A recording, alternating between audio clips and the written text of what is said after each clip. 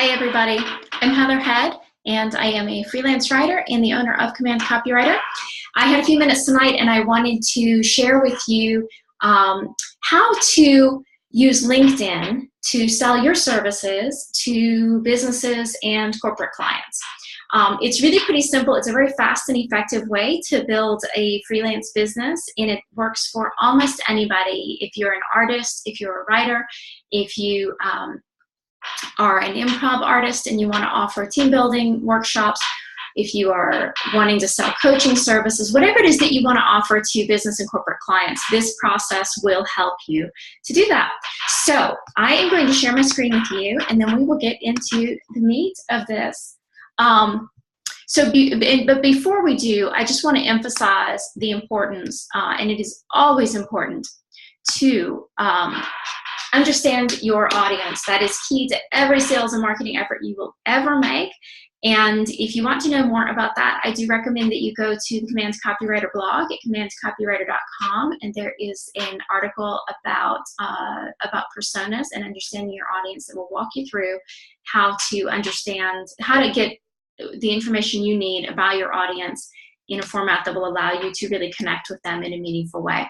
Very briefly, I will go ahead and cover the basics of that and the main things that you need to know about your audience, which are their pain, their fear, and their hopes. And so pain being what it is that hurts them, what it is that keeps them up at night, fear being what they're afraid might happen in the future, obviously, and hopes are what they hope for themselves and for their business, especially in regard to if they use your services, what they would hope to get out of that, both big picture and on a more detailed level. So those are the key things you need to understand. If you don't understand those things, you will not be able to effectively connect with them. So that is your first step.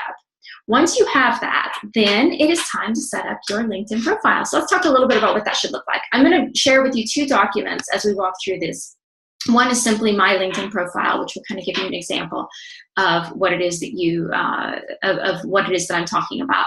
And the other one is this template guide that I co-created with a company that specializes in LinkedIn marketing for businesses. And it's a very effective approach to building your LinkedIn profile that will help you really build one that's going to be effective for you in making the connections you need to make. And then after we talk about setting up your profile, we're going to get a little bit into how you use your profile to make those connections. So what are the actions that you need to be taking in order to make the connections that you need to make?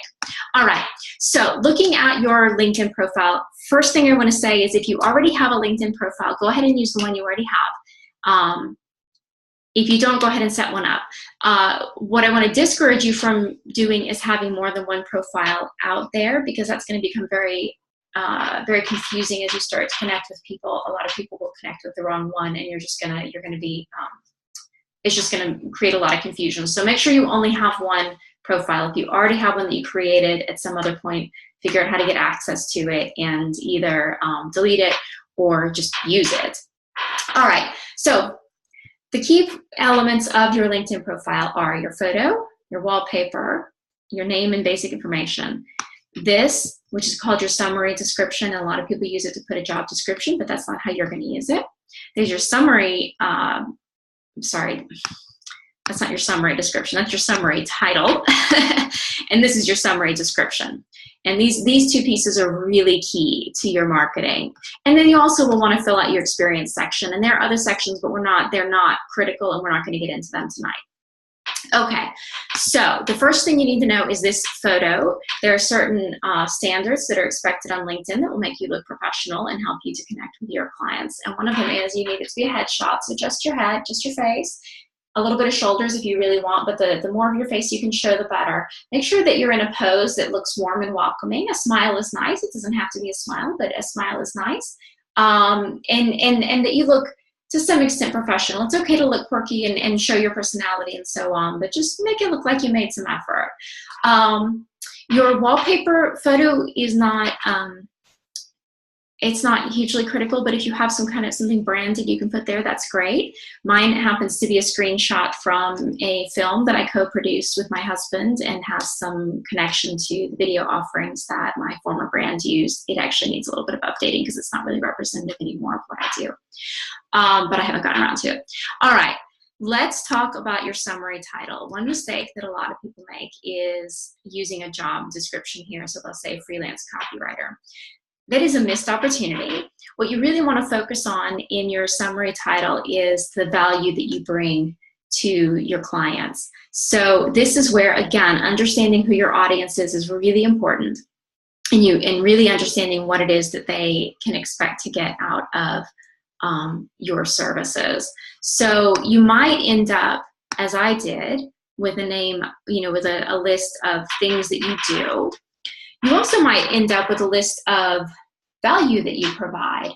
So if you provide team building exercises, you might say team building in your title. If you are providing services that help people gain clarity and insight into the business, you might put clarity and insight in your summary title. So this really has to be focused on what the audience has to gain. This can also be a sentence. So you can say, I help business owners to, and then hit some of the high points of what you help them do.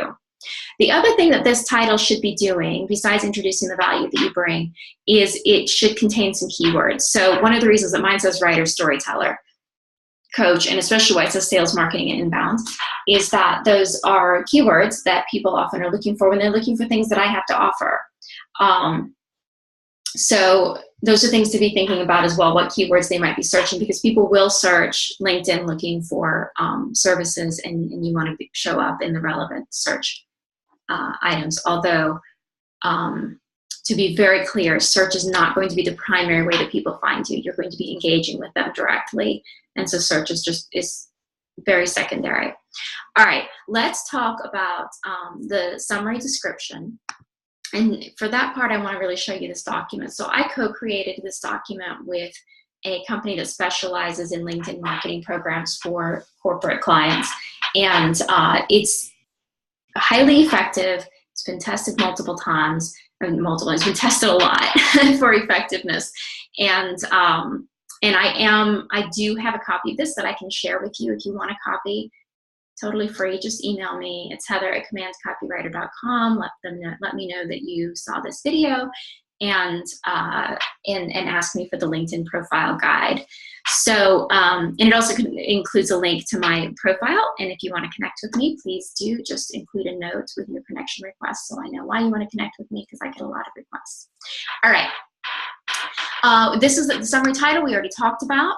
The summary, again, some people make the mistake of treating this like a job description. Don't treat it like a job description. This is your opportunity to really showcase the value that you bring to the clients you want to work with. So again, you really have to be connected in with that audience and with that persona document, which is those pains, fears, and hopes, so that you can really craft this to fit what you want it to say. And then within that, there's a certain structure that is very effective, and that's what's outlined here. So in your first paragraph, you want to introduce a very high-level view into the most compelling message that you have to share. So if you look at mine, this is what I say in my first paragraph. I help writers live their best lives by building sustainable, enjoyable careers that support their art. And then I have a second thing I do. I help marketing agencies and departments build sustainable content production engines that support their profits while supporting their writers. So it's very straightforward. It's just, this is what I do, but you want to state it in value laden language, which means really focused on what it is that you do for them. So notice that I don't say I coach writers so that they can make more money. I'm really focused on what it is that in my understanding and in my experience really motivates a lot of writers, which is they want to support their art, and they want to do it with careers that support them financially as well, and that they enjoy. So that's what your first paragraph should do. And then your second paragraph, paragraph 2, is going to just expand on that. So you're going to go a little bit deeper into who it is that you serve. And I just want to take a side trip really quickly to say that even if you've never worked for a corporate client previously, you want to state this in the present tense, not something that you will do or that you could do or that you can do, but something that you do. Because by stepping into this space and deciding to do this, you are doing it. So even if you don't currently have any corporate clients, go ahead and say what you do, not what you will do, but what you do. So in this section, go a little deeper into how you are serving, how and why you serve your clients. So in my second paragraph, I talk about the organization, Command Copywriter, and what those specific things are that Command Copywriter does: training, coaching, resources like this video, certification, and referrals. So again, pretty straightforward. Doesn't have to be a lot of words, but just kind of give a deeper picture of what it is that you do and how you do it. All right, your third paragraph can introduce your personal history, and you want to really connect in how you got to where you are in terms of what you're offering. So this isn't an entire rambling story of your entire childhood and your life up to this point. This is really focused on what were the motivating factors. How did you come to offer what you offer? So this just really helps to ground your story. So in my case, I talk about my storytelling, my more than 15 years. At this point, it's more than 17. You know, a little bit about some of my accomplishments over the course of those 17 years. And that just establishes sort of a baseline that's directly relevant to the work that I do, that I offer to other writers and artists, and also to corporate and business clients. And then you can go a little deeper. So I actually have a fourth paragraph here that makes that final connection point to what it is that I do now. So how those 17 years led up to cracking the code on this really challenging pain point that the industries that I work with experience. And then finally, the last part, and as you see here, it shows, is the call to action. And the call to action can be very, very simple. I did a LinkedIn profile very recently for somebody where the call to action is simply, connect with me, let's talk. I gave a little bit more detail here, but it's just a matter of how you want to handle that. But in most cases, your call to action is going to be to connect with you. You might ask them to email you or to visit your website, but in most cases, the simplest and most direct thing to do at this stage is to ask them to connect with you. Once they're connected with you, it opens up a whole range of other types of communications you can be having. Okay, so let's scroll on down a little ways to your experience section. So let me tell you a couple of things not to do with your experience section. Don't make a list of every job you've ever had, every McDonald's you ever worked at, every bar you ever bartended at. That's not what this is for. This section should give a story, should tell a story of how you got to where you are and the various sort of accomplishments and milestones along the way. So you can list all of the fast food jobs you ever had if you want to. If you even want to list them at all, you don't have to list them at all. But if you want to, you can put them under a single heading, for instance, and say that you were learning, I don't know, project management skills, customer service skills, whatever it is. You don't have to list those things. You do want to have a sort of cohesive story that covers all of the key time periods between when you graduated, whatever educational institution you graduated from, to the present.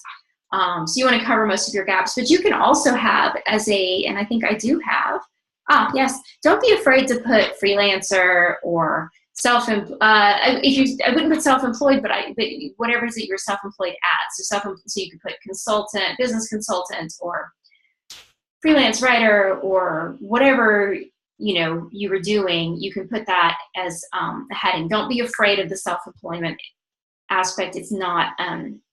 There's no shame in it. It used to be kind of a cover for that you were unemployed, but people don't look at it necessarily that way now.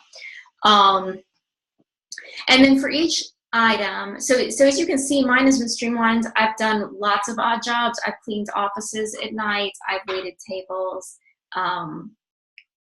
Those are probably the key thing, the big, like, not fun things. I waited a lot of tables.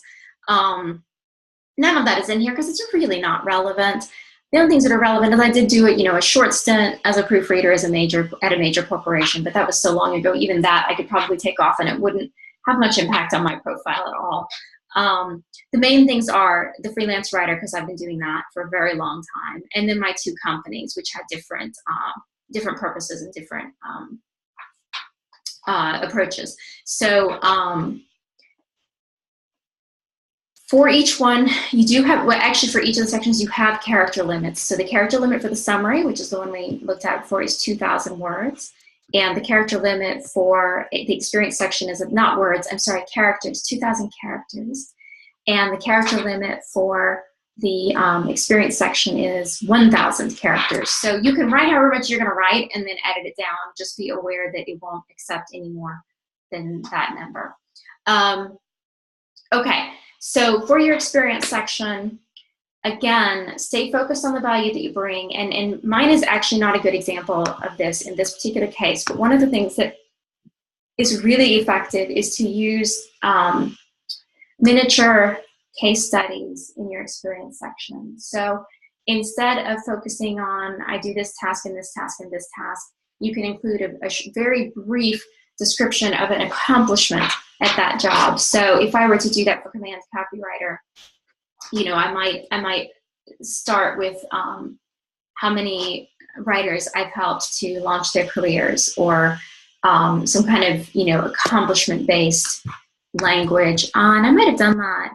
No, I didn't do that for Scapsity either. On Scapsity, it might be, you know, oh, actually, Freelance Writer is a good place where I've kind of done this. That's been the places I've published. But again, you would think I would have a better example in my own profile, but I don't. Again, really focus in this section on your accomplishments within within each experience section, rather than a list of tasks that you completed or roles that you were responsible for. If you are a writer, the publication section is going to be really important for you. And I'm not going to go into that in detail on this video, but if you ask me for this template, there is information about that, as well as what to do with your recommendations, skills, and endorsements, how to use projects, and other things, and a link to my profile so you can look at it as a sample if you like. And okay, so once it is set up, again, just a very brief overview. Once you get your LinkedIn profile set up, then you can begin connecting. And the way to do that, there's two key ways to do that. And the key in both cases is engage, engage, engage, provide value, provide value, provide value, build the relationship. Build the relationship, build the relationship. In other words, don't make the mistake that many LinkedIn marketers make of jumping right to asking people to work for you. To work with you, to hire you to work for them. It's a huge turnoff. I get dozens of those kinds of connection requests every week, and I mostly ignore them. I always ignore them, and most people do. It's not the most effective way to break into the market, and you will create a lot of distaste among the very people that you're trying to build relationships with. So instead, the thing to do, of course, you want to, you know, you can post things, you can post your blog, you can post thoughts, and you can post questions and whatnot on your profile. So to go back to LinkedIn, if you go to the home, it allows you to post things, and that's a great thing to do, to be in front of people. But even more important is engaging with other people's content. So as you start connecting with people, you'll start developing a newsfeed. And I encourage you to spend some time every day scrolling through your newsfeed and responding to questions and interacting and providing, to the best of your ability, start providing value. So if there's something you can really, a conversation you can contribute to that conversation and contribute to it in the most meaningful way you know how. And when you've done that, then let's say, well, actually, I'm sorry. So when you've done that, then you start to build relationships with people. They start to recognize your name. And then you can begin communicating with them to ask them if they're willing to chat with you about things. And you can start building those relationships that can eventually lead to business. The other thing that I really encourage you to do, and especially early on, is under the work heading, is groups. And groups are a really great place to start building your network. You can do a search for profiles that fit your description and just start connecting with people. But again, a lot of people are reluctant to make connections without some reason to make the connection. So I really encourage you to start engaging in groups. And you can, from the Discover, you can search for groups. And the key is go ahead and join groups that are relevant to what you do.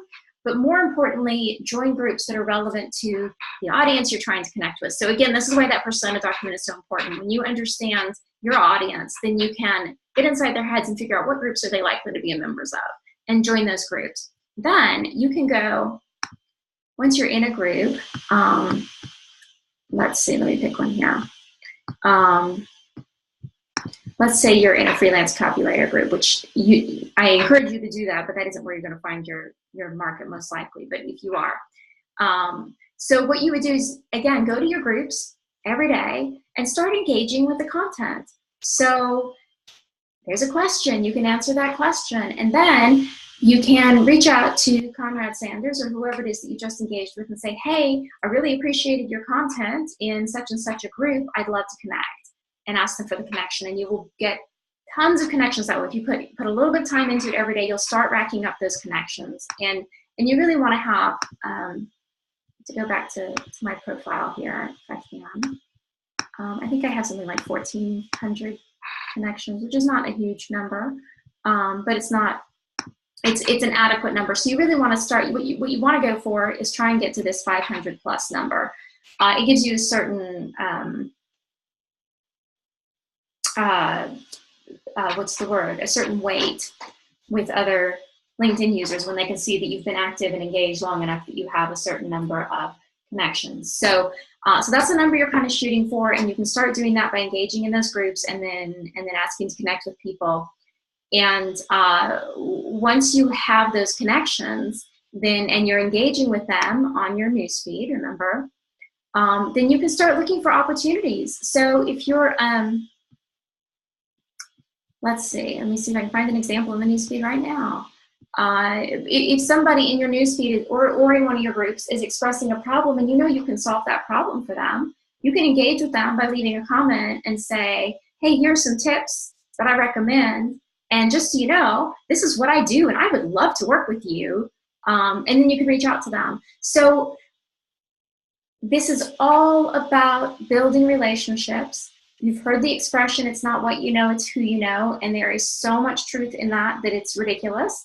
And this is how you can become one of the people who knows the people that you need to know in order to accomplish what it is that you want to accomplish. And even though it may sound like a slow approach compared to what a lot of people are selling, where they're encouraging you to just pound out those, hire me, hire me, hire me emails, it may sound like it's slower, but this is definitely a case of slowing down to speed up. It might take you a little longer to land your first client, although I don't even know that is true, that it will. It probably won't even take you longer to land your first client, but even if it does, you're going to land better clients, and you're going to land them more consistently, and you're going to land more of them over the long term, and you're going to have fun doing it because you don't have to be sleazy about it. So that is today's introduction to LinkedIn marketing for freelancers and artists and creatives and really anybody who wants to sell to businesses and corporate clients. I hope you enjoyed it. I would love to hear your feedback. So please leave me comments or reach out to me. Again, my email is heather@commandcopywriter.com. You can find me on LinkedIn, of course, and it's Heather Head. And I look forward to hearing from you. And good luck. Good luck.